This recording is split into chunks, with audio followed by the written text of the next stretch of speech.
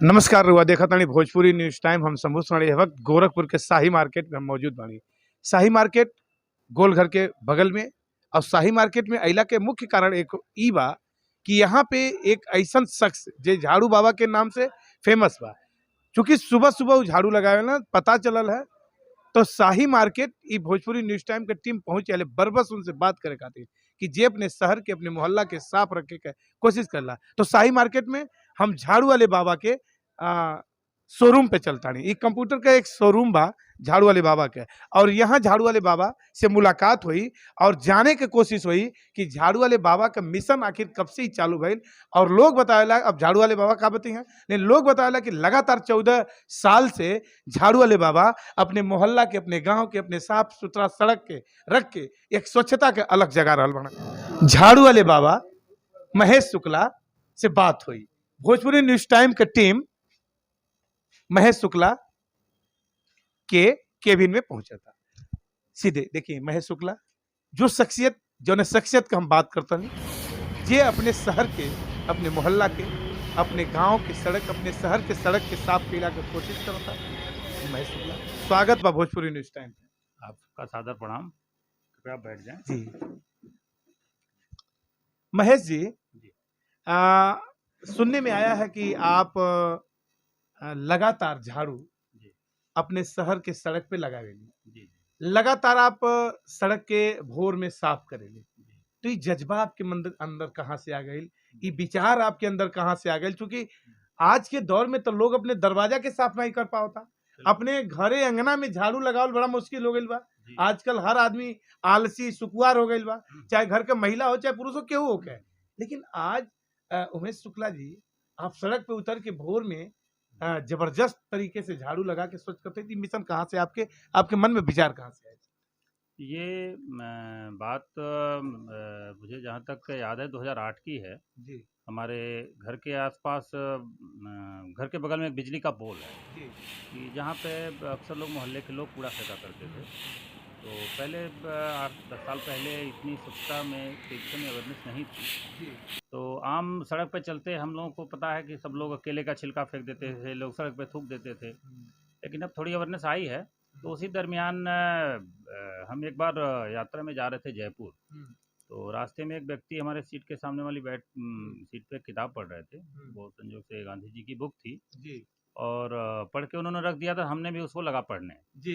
तो देखे गांधी जी ने उसमें कुछ अपना स्वच्छता से के विषय में निजी अपने विचार शेयर किए थे। तो बात मुझे थोड़ी सी पढ़ा, 2-4 पेज पढ़ा। बड़ी पत्नी हमारी कहीं कि आप तो रोज लड़ाई करते हैं जी, और अपने तो कुछ नहीं करते हैं। तो मैंने कहा नहीं, अब मैं भी चलूंगा तो घर पे उस जगह को मैं साफ करूंगा। विचार वहीं आपके बदल गए? वहीं मेरे विचार बदले, क्योंकि ये बरसों से लड़ाई झगड़ा चल रहा था उसको लेके। आया तो मैं, चूंकि हमारा कोई पॉलिटिकल, कोई सोशल, कोई इस टाइप का कोई करियर में एक छोटा सा ये मेरा व्यवसाय है। मैं अपना व्यवसाय करता 25 साल से मैं इस प्लेस पे बैठता हूँ। तो रात को मैं, थोड़ी शर्म आती थी, रात को छोटा सा झाड़ू लेके उस जगह को मैंने थोड़ा साफ किया। दूसरे दिन मुझे लगा कि 50% लोग उन्होंने कूड़ा नहीं फेंका। जब लड़ाई करते थे तो लोग कूड़ा फेंकते थे, लेकिन मैंने साफ किया तो लोग नहीं फेंके।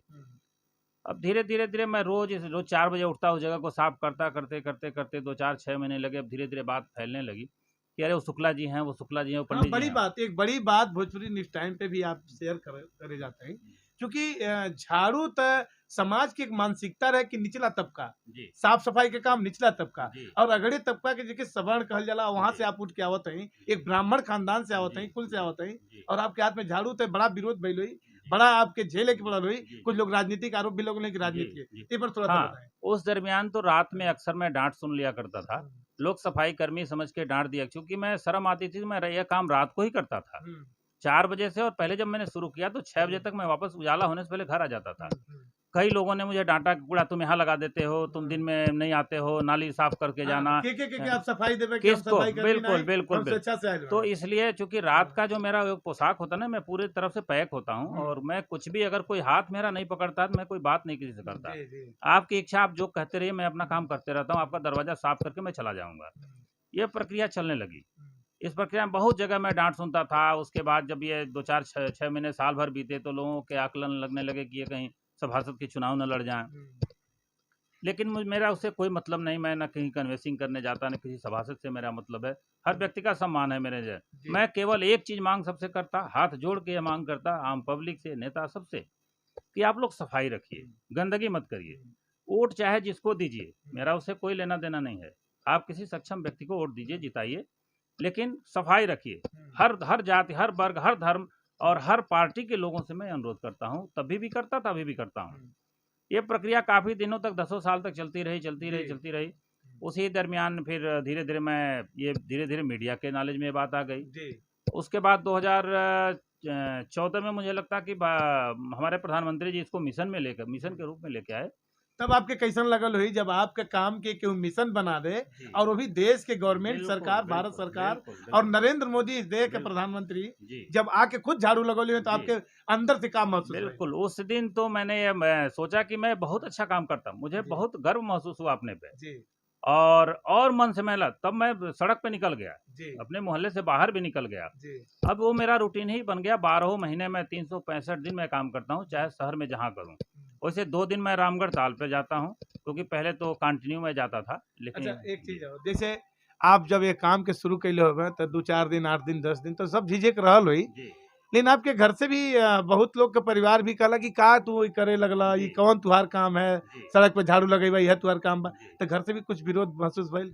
घर में देखिए, पहले तो घर से हमको सपोर्ट मिला, लेकिन जब मोहल्ले में इस तरह की बातें आने लगी, तो पत्नी ने एक बार हमसे कहा कि इस तरह की बातें लोग कहते हैं। कोई कहता है कि इनको कोई पंडित बताया है, कोई कहता है कोई तंत्र मंत्र है, कोई कहता है कि धन बटोरते हैं, लक्ष्मी आती है उसे। मैंने कहा, कहते हैं तो धन को बटोरना कोई बुराई थोड़ा है। मैं तो आह्वान करता हूँ सब लोग आए मेरे साथ रात को धन बटोरें। मैं तो आज भी रात को झाड़ू लगाया हूँ, मैं कल भी रात को लगाया हूँ।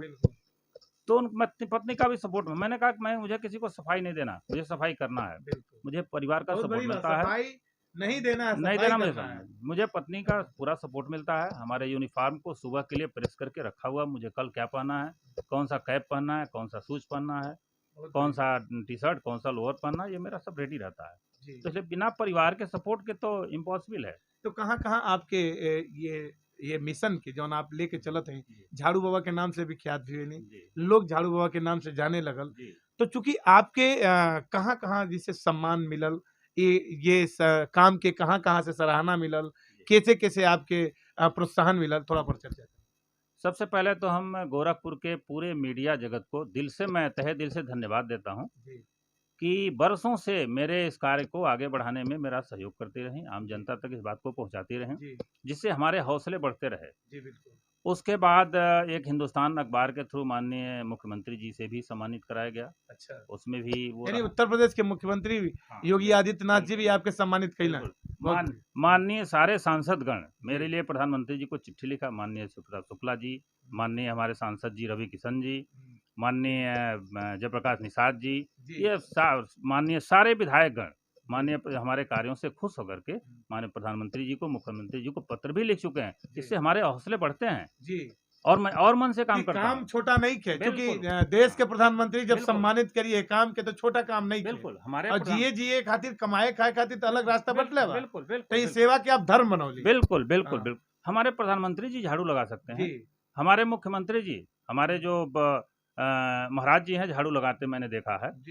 तो क्या हम लोग तो सामान्य व्यक्ति हैं, हम लोग भी अपनी रोजी रोटी को चलाते हुए, अपने परिवार को चलाते हुए, हर व्यक्ति से मैं आग्रह करता हूं कि अपने काम को करते हुए थोड़ा समय इसके लिए निकालिए।